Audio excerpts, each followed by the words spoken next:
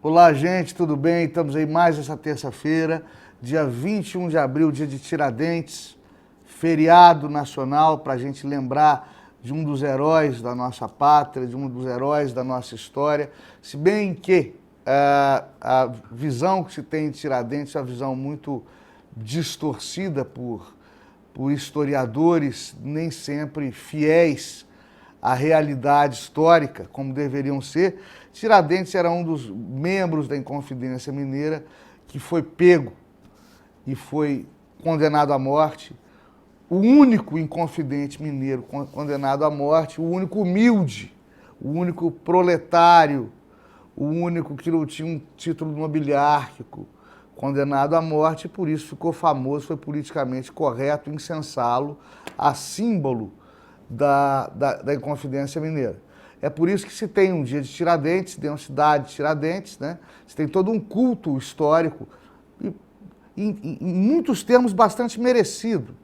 Tiradentes foi um luminar de sua época, até porque um cara que representava o povão e representando o povão integrava a Inconfidência Mineira, que era um movimento burguês e intelectual que combatia a coroa de Portugal e os seus altos impostos cobrados da então colônia, do então Brasil colônia.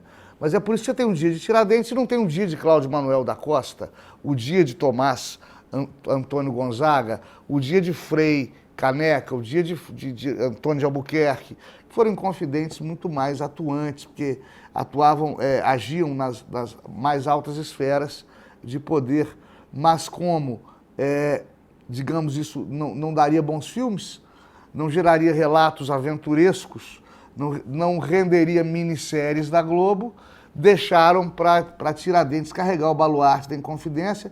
E, repito, não está de todo errado, não, porque foi um movimento belíssimo que marcou Minas Gerais, o Brasil e o mundo, que trouxe o iluminismo francês para o interior das Minas Gerais e que contribuiu lá na frente para a independência do Brasil de Portugal e depois para a proclamação da República. Então, viva Tiradentes, dia 21 de abril. Queria aproveitar para agradecer os apoiadores culturais que permitem tecnicamente a produção desse programa, lembrando que este que vos fala, por compromisso firmado em cartório, nada ganha, nada recebe do vil metal, qualquer das suas atividades intelectuais, fora da minha profissão de origem, que é a magistratura, quaisquer uma das minhas atividades intelectuais é absolutamente gratuita, não entra nada para os meus combalidos bolsos de cidadão classe média. Tá bom, gente? Queria agradecer também à Rádio Jovem Pan, que nos repete, ao William Tardelli Fotojornalismo, ao Jornal Araxá.com, ao Jornal Correio de Araxá, desculpa, ao Jornal do Sudeste, do meu amigo Nelson Duarte, também meu editor há mais de 10 anos, à Rádio Sucesso, ao blog do Sargento Hamilton. Muito obrigado a vocês todos por contribuírem na veiculação desse programa que informa sem deformar, que trata das coisas do Brasil e do mundo à luz do direito de maneira tranquila, amena, didática e bem-humorada, tá certo? Lembrando a vocês, por favor, vocês que me acompanham pelo Facebook, por favor, experimentem o canal de YouTube. Ele é mais estável, ele é mais tranquilo, confortável de se assistir, muito embora o Facebook seja uma ferramenta indispensável.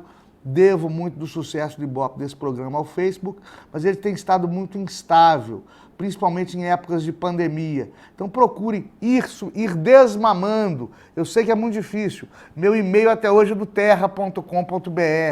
Eu não consigo migrar para outros. Desmamar nessa área tecnológica, nessa área de informática, é muito difícil, mas experimentem. O YouTube está mais redondo, está mais legal, está mais prático.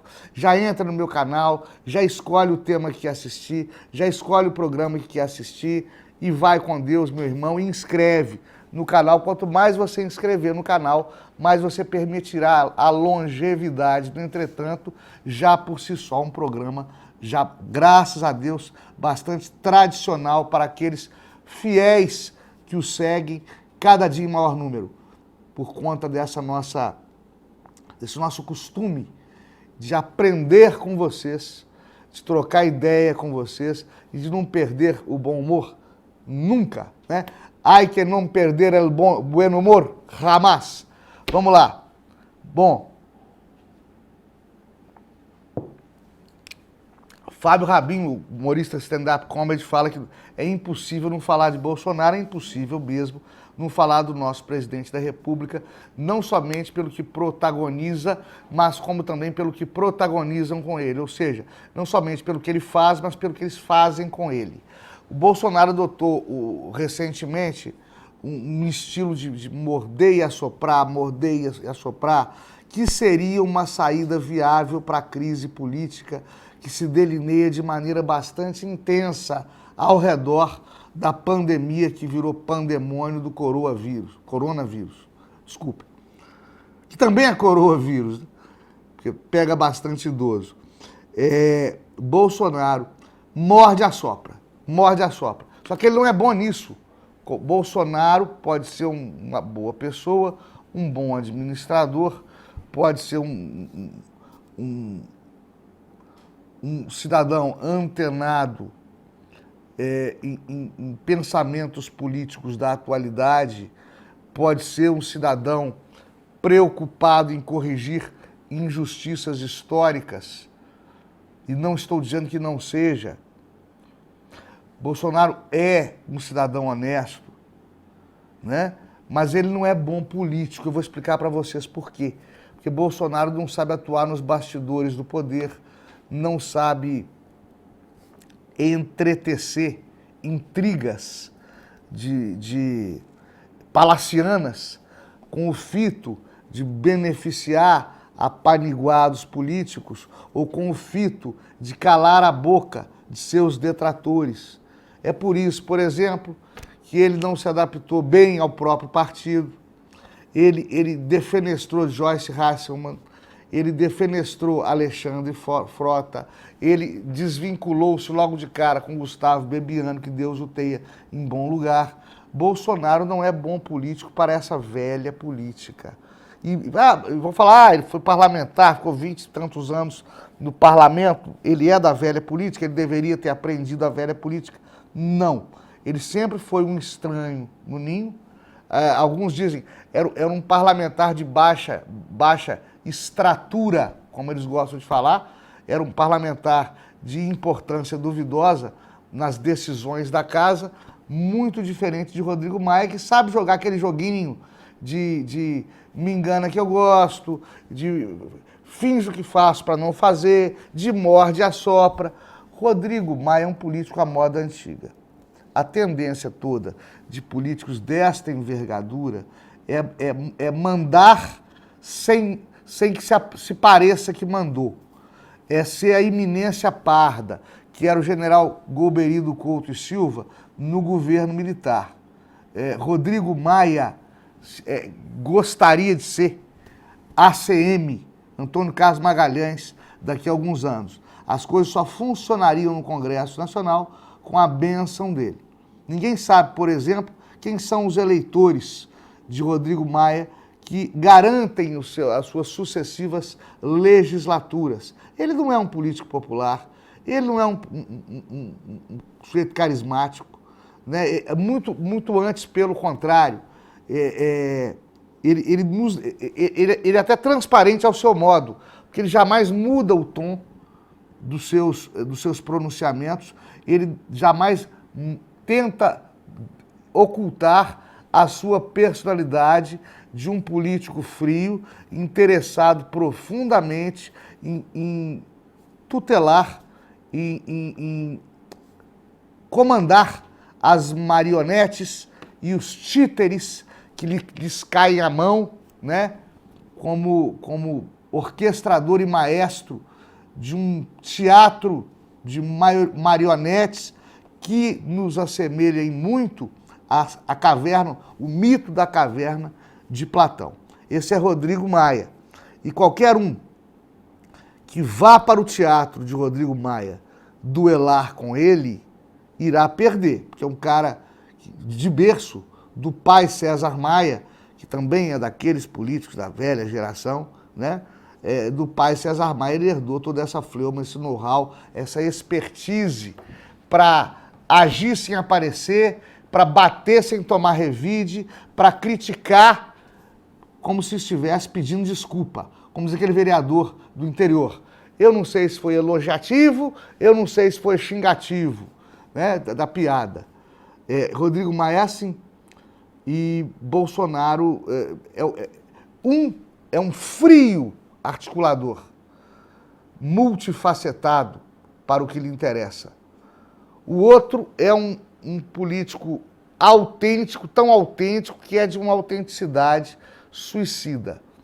Os dois controverterem no terreno da política não será boa pedida para o Brasil. Não será boa pedida para o Brasil.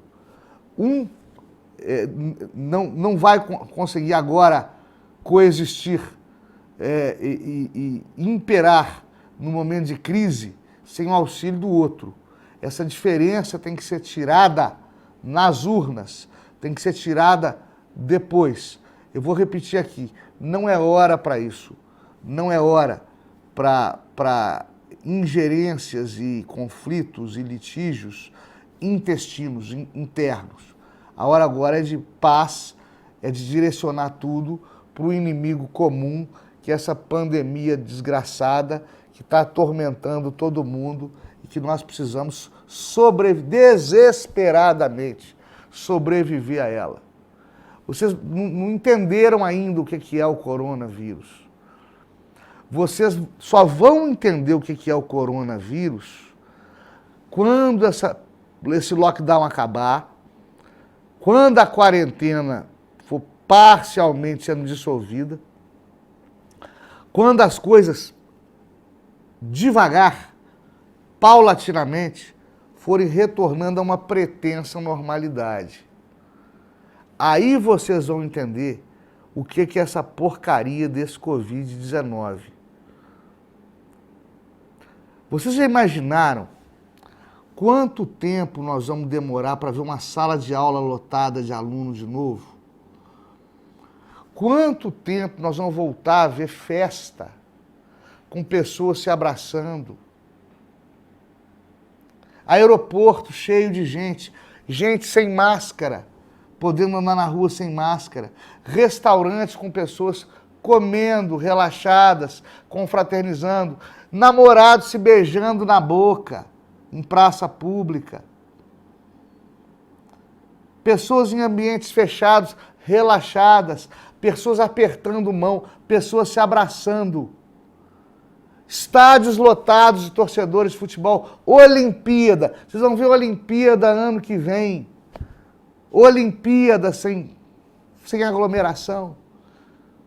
Vocês já imaginaram o que significou para a humanidade, para os costumes ocidentais, essa porcaria de coronavírus? Isso não vai mudar nunca. Ou não vai mudar tão cedo. O que Osama Bin Laden transformou viagens aéreas, transformou a segurança internacional contra o terrorismo, o que Osama Bin Laden revolucionou a segurança dos aeroportos, o inferno que virou, em termos de segurança, viajar de avião, o que Osama Bin Laden e o atentado do 11 de setembro fez com a aviação civil, com a aviação civil mundial, com o comportamento das gentes nos aeroportos, essa porcaria desse Covid-19, que nasce de um experimento chinês de laboratório, essa porcaria dessa Covid-19 vai fazer com os nossos hábitos sociais, com o nosso mercado de trabalho, com as nossas competições desportivas, com o nosso convívio nas sociedades ocidentais. Nós vamos mudar para sempre, por causa dessa porcaria. Muito embora eu acho que nós, brasileiros, não vamos aguentar essa mascherina, como dizem os italianos, muito tempo. Não vamos aguentar, não. Mas outros hábitos incrustaram na sociedade e que não vão sair, e nós vamos ter que aguentar essa lenga-lenga por bastante tempo, até que, se Deus quiser, o Covid-19 se transforme numa página virada irreversivelmente da história triste do nosso passado recente. Tá bom?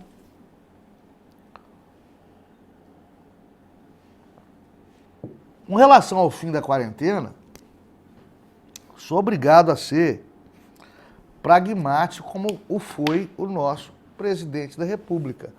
Não que eu concorde com ele, estava assistindo agora um pronunciamento muito inteligente do governador Romeu Zema, governador do nosso estado de Minas Gerais. Eu posso não concordar com ele, mas a beleza da democracia é cada um dizer o que pensa. Por que o sujeito pode falar bem do aborto? Liberdade de expressão. Pode falar bem da questão indígena? Liberdade de expressão. Da legalização dos armamentos? Liberdade de expressão. Gaysismo? Liberdade de expressão. Agora não, intervenção militar não. Crime de responsabilidade. Que absurdo. Atentado contra a democracia. Isso é guerra assimétrica, gente. Você pode não concordar com um homem, mas deixa o cara falar. Não está comportando como estadista. De dizer o que ele pensa. Ele não estaria comportando como um estadista se calasse diante do que ele pensa. E ele também não defendeu intervenção militar hora alguma. Não existe, na minha humilde opinião, qualquer risco de autogolpe, porque o sujeito já está no poder.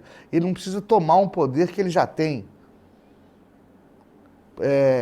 O Senado pode não selar essas coisas, a Câmara dos Deputados pode não selar essas coisas, o STF pode não ser o STF dos nossos sonhos, mas é o que nós temos, os poderes estão funcionando.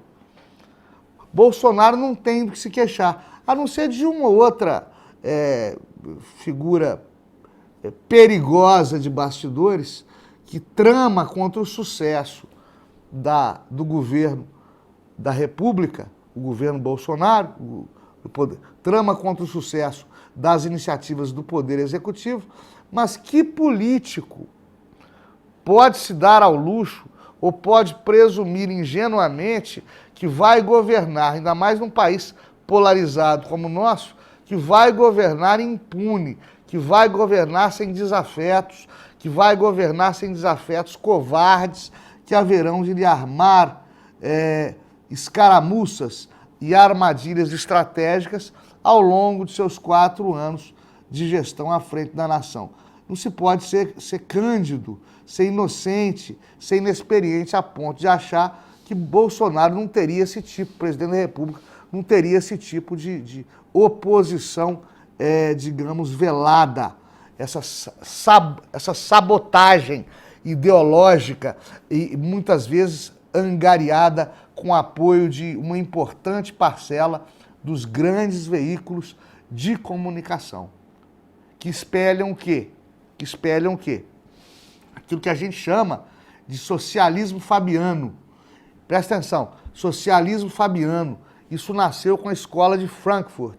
Dá só uma lida, quem quiser, quem queira, né, em Herbert Marcuse e seus contemporâneos, que partiram do pressuposto, uma série de pensadores de meados do século passado, que viveram na Europa Central, chegaram à seguinte conclusão: o comunismo, o socialismo, economicamente é um fiasco. Temos que adotar o capitalismo, porém vamos corroê-lo por dentro, vamos corroê-lo internamente para que as coisas não funcionem e para que acabemos, mesmo sem o saber, adotando estratégias estatizantes, socializantes, comunistas de esquerda, para que todos sejamos de esquerda, mesmo que não o saibamos. É o que dizia Antônio Gramsci no início do século XX, se não me falha, no início do século XX, década de 1920, Gramsci que falava isso, Gramsci que o senhor Fernando Haddad ufana de ser um dos seus gurus, não é? Então você tem que admitir a diversidade, Você tem que admitir que existem pessoas que pensam contra você. Você tem que se defender com relação ao pensamento, mas, porém, está preparado para a troca de ideias. Não é isso que se vê. Se vê um lado só posando de mocinho, um lado só usando a quarentena para dizer politicamente o seguinte: olha, nós sabemos lidar com a quarentena, olha, quem é contra a quarentena vai morrer, vai fazer morrer, olha, quem é contra a quarentena está fazendo um desserviço para a nação, está contribuindo para a morte de milhares de pessoas. Eu sou a favor de lockdown, em alguma proporção, eu sou a favor de quarentena, mas acredito que acabou. Acabou pelo simples motivo, dito, talvez não com a sensibilidade que deveria ter sido dito, ou seja, com a sensibilidade que lhe é peculiar por Jair Bolsonaro, né? Vai morrer gente de qualquer jeito. Se você ficar trancado na sua casa, vai morrer gente. Se você sair para trabalhar, vai morrer gente. O que precisava com a quarentena é dar tempo para o sistema de saúde. Foi bom? É igual casamento. Foi bom enquanto durou? Foi bom. Né? Agora, nós não podemos morrer de fome. Vai começar a ter problema de desabastecimento. Os governos vão quebrar. E para muita gente está muito legal, né? Eu sou governador de estado, eu não obedeço o presidente, eu não acompanho o presidente, mas eu quero dinheiro do presidente. Eu que já devo à União Federal, pego dinheiro da União Federal mais ainda para ir contra a União Federal. Depois é o governo federal que está agindo de maneira aí canhestra, estúpida, política e arrogante. Fora da curva que deveria, fora do momento, fora do timing de emergência social e sanitária que estamos vivendo. Não é bem isso que está vendo, não. Né? Há um custo para a democracia, gente. Há um custo para a democracia. Esse custo é admitir que o outro pense diferente de você. É respeitar isso, mas respeitar também o pacto federativo. Para a União Federal ajudar o ente federado, tem que haver uma coesão de esforços e de princípios e de ações para tentar debelar esse forte desafio, esse forte risco que é de saúde pública e que é de economia que o mundo inteiro está vivendo. Não dá para o senhor João Dória, governador de São Paulo, ir contra o governo da República, se opor francamente ao governo Bolsonaro, né? Maldizer o presidente da República e precisar de dinheiro dele. E querer perdão de dívida dele. E querer ajuda do governo federal para fazer uma coisa que ele, governador, quer, mas que a presidência da República não concorda, que é manter esse lockdown aí semanas a fio. É muito difícil eu dar dinheiro para quem já me deve, para quem me deve. Estou falando da questão do repasse do ICMS. Para quem me deve fazer aquilo com que eu não concordo. É isso que os estados estão querendo fazer. E é isso que comentaristas políticos, cientistas políticos e a grande mídia em geral não destrincha para você. É por isso que está vendo por parte do senhor Paulo Guedes, que não é o ministro da Economia dos meus sonhos, alguma restrição, alguma resistência, inclusive pública, com relação a estes repasses e a maneira como o presidente da Câmara dos Deputados, Rodrigo Maia, modificou esses repasses para gerar, de fato, um problema econômico para a União Federal, que não pode fabricar dinheiro de maneira louca, sem lastro financeiro para tanto. Outros governos, em um passado recente, que fabricou dinheiro sem lastro financeiro para tanto, quebraram. Estou falando da Irlanda, estou falando da Grécia, estou falando do México, e tem outros. Para o Brasil poder ajudar internamente, o Brasil tem que receber apoio externo. Se esse apoio não vier de FMI, não vier de países desenvolvidos, né? Nós não temos um mercado comum, como é, por exemplo, o mercado comum europeu. Lá estão criando o Eurobonds, o Eurobond. Né? Aqui não temos isso ainda. O nosso Mercosul não evoluiu ainda. Se a gente não tiver, por parte do hemisfério norte, algum aceno, nós vamos quebrar. Nós vamos quebrar. Então, quer dizer, fica aquela coisa, não morre de corona, morre de fome. Se não morrer de fome, morre de guerra civil, porque a pressão política está muito forte. Tem-se que entender que a vontade das urnas é que o presidente Jair Messias Bolsonaro governe o Brasil por 4 anos. Ele deverá fazê-lo e compete aos demais poderes, instituições governamentais da República, procurem facilitar esse trabalho. Por mais que se discorde, procurem evitar entrechoques diretos em detrimento dos interesses da população. Procurem trabalhar de maneira independente, mais harmônica, como diz a Constituição Federal, sem ideologismos. Eu sou de direita, eu sou de esquerda, eu sou do raio que o parta. Você não é de nada. Você tem que ser Brasil Futebol Clube. Você tem que ser Brasil Futebol Clube e admitir a possibilidade do outro pensar diferente de você. Ah, eu não concordo com o presidente da República. Tudo bem. Manifeste a sua discordância, mas sem prejudicar a governabilidade da nação.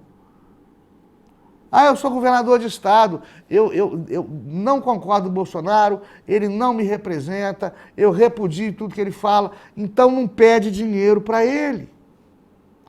Então, como dizia no Exército, TVB, te vira, bicho. Entendeu? Porque tem que haver um uníssono na batalha contra o corona. Se as pessoas não agirem junto, não pensarem junto, não se esforçarem, sem perder o foco, nós vamos ter um caos econômico e sanitário profundo.